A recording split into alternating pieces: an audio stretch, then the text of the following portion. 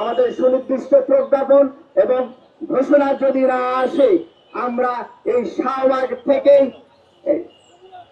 যমুনা অভিমুখে প্রধান উপদেষ্টার দপ্তর অভিমুখে আমরা লং মার্চ করব।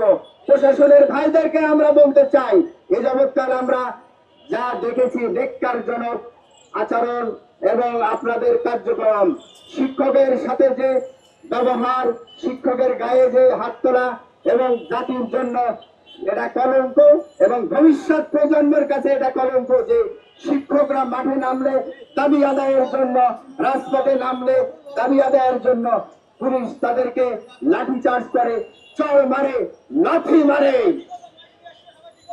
আমরা শিক্ষকরা এইখান থেকে আমাদের দাবি পূরণ এবং আমাদের ন্যায্য অধিকার পূরণ ছাড়া আমরা যাব না, যাব না, যাব না।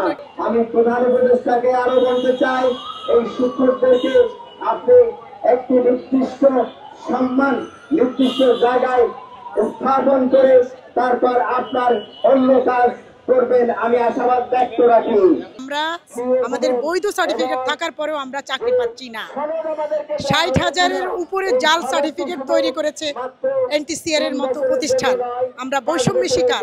আমরা ২০০ দিন থেকে এই পর্যন্ত অদ্যাবধি আন্দোলন করে যাচ্ছি, কিন্তু আমরা আমাদের চাকরির নির্দিষ্ট প্রজ্ঞাপন আমাদের জারি হচ্ছে না। একমাত্র এর কারণ হচ্ছে এনটিসিআর নামক জালিয়াতি প্রতিষ্ঠান। তারা আমাদের বৈধ সার্টিফিকেটকে বিক্রি করে দিয়েছে জাল সার্টিফিকেটের কাছে। এই জাল সার্টিফিকেটের জন্য আজকে আমরা পথে পথে ঘুরছি, অথচ আমাদের বৈধ সার্টিফিকেট আছে, আমরা চাকরি পাচ্ছি না। তারা যারা জাল, তাদের কোনো সার্টিফিকেট নেই, তারা সুযোগ সুবিধা ভোগ করছে।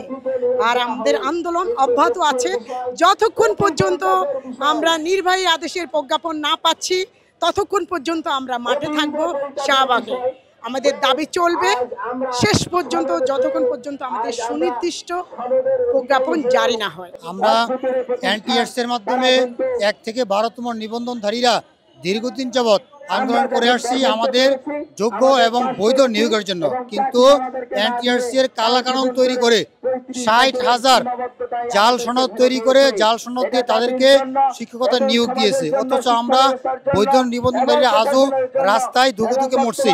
আমরা আন্দোলন করে যাচ্ছি দিনের পর দিন, মাসের পর মাস, বছরের পর বছর, কিন্তু আমাদের ন্যায্য দাবি দেওয়া মেনে নিচ্ছে না তারা। এটা হচ্ছে ৫ই আগস্টের বৈষম্যের অবসান হওয়ার পরের একটা রাষ্ট্রের চিত্র, বাংলাদেশের চিত্র কোনো মতেই হতে পারে না, কাম্য নয়। তাই আজকের এই শাহবাগের মঞ্চ থেকে আমরা একটা কথাই বলতে চাই যে বৈষম্যহীন বাংলাদেশে আমাদের ১ থেকে ১২তম নিবন্ধনধারীদের জন্য কেন এত বৈষম্য থাকবে। আমরা দ্রুত নোবেল লরেট, নোবেলজয়ী একমাত্র বাংলাদেশি আপনি সম্মানিত প্রধান উপদেষ্টা আপনার দৃষ্টি আকর্ষণ করছি, আপনি আমাদের যৌক্তিক দাবির দিকে দৃষ্টিপাত করুন এবং আমাদের ১ থেকে ১২তম নিবন্ধনধারীদেরকে শিক্ষকতা নিয়োগ দিন।